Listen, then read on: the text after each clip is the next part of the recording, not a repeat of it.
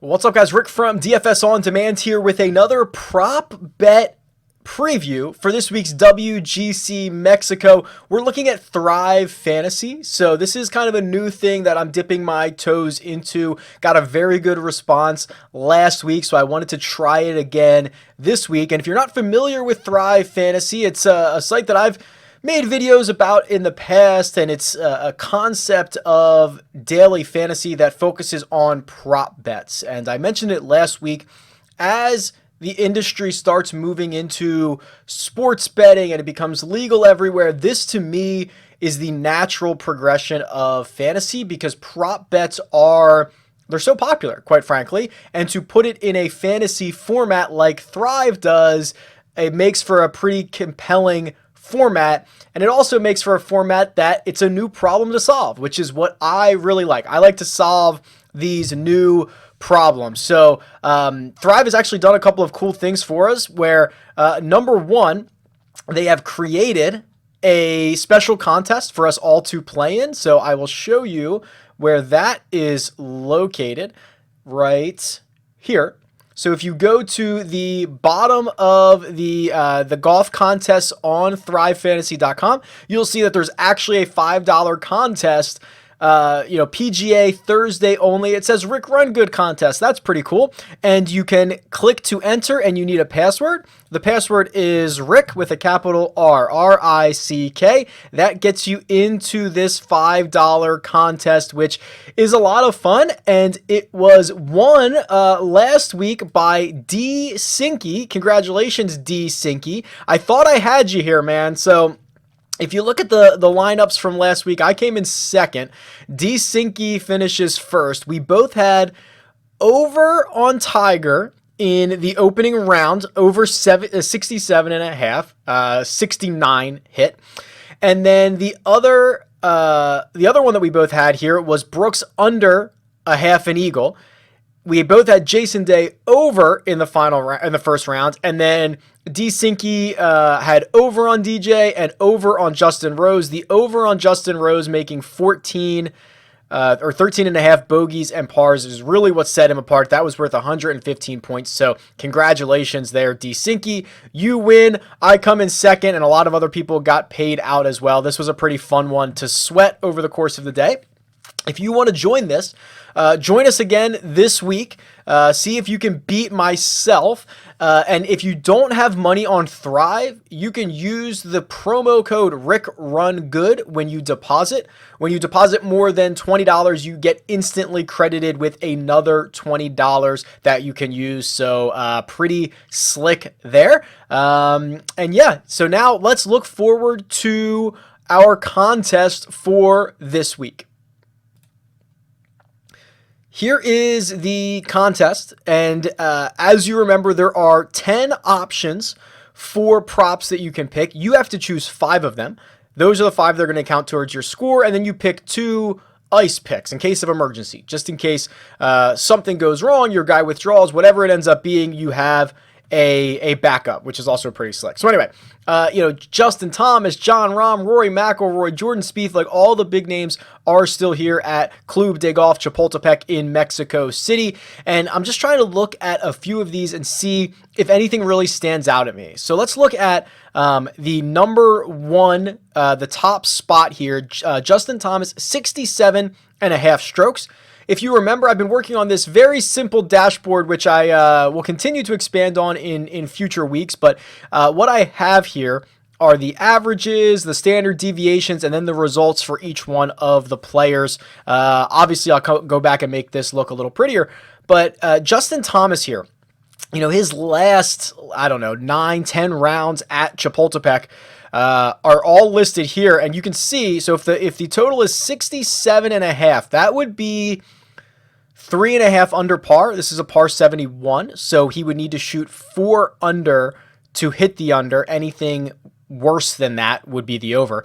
And you can see this is a pretty good line. He's got 262s here at Chapultepec, 64, 66, 66.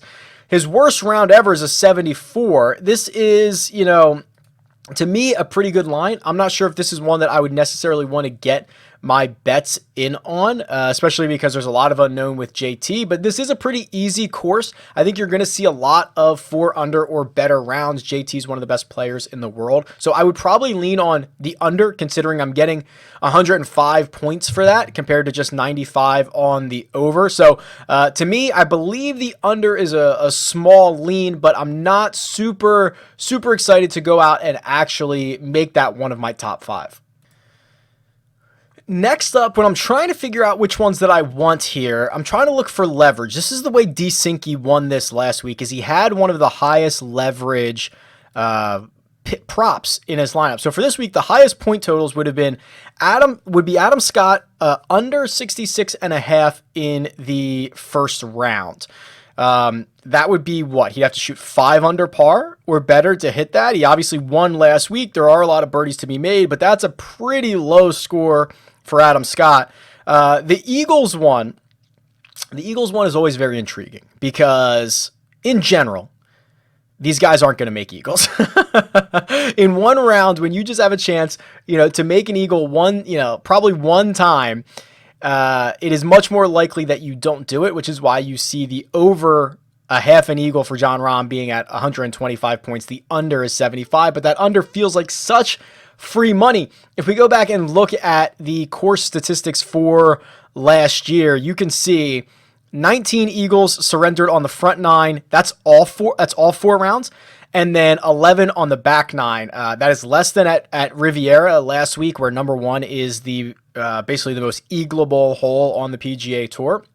So this course, yes, the par 5s have surrendered some eagles, but you're talking, 18 surrendering 5 eagles over 4 days and 16 surrendering 4 eagles over 4 days. So you're talking about 1 a day. So just kind of mathematically, if it's only going to give up 1 a day, what are the chances that you're picking the right golfer that it's going to be surrendered to? 16 is a short, drivable. It's number 16 that is a short par 4, 316 yards, drivable. That's surrendered the most eagles. We're talking about 10 of them. So add this all up. 30 eagles divided by 4 is what? About 7.5 eagles a day. So 7.5 eagles a day spread out over 72 golfers. Obviously, some are more likely to make eagles than others, but you're talking about what? A 10% chance, very rough math, that your guy randomly is going to make an eagle. So I hate to just throw the chalk in every week, but it feels like the path to a 5 for 5, no matter how many points, is to just hit the under on eagles button every single week.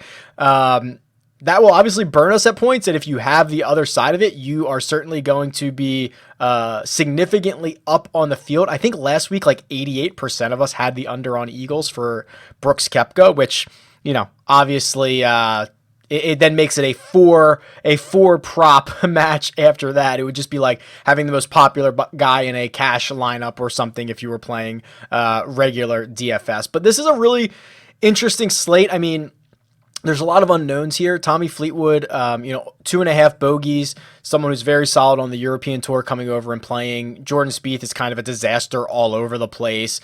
The Rory McIlroy one, 3.5 birdies.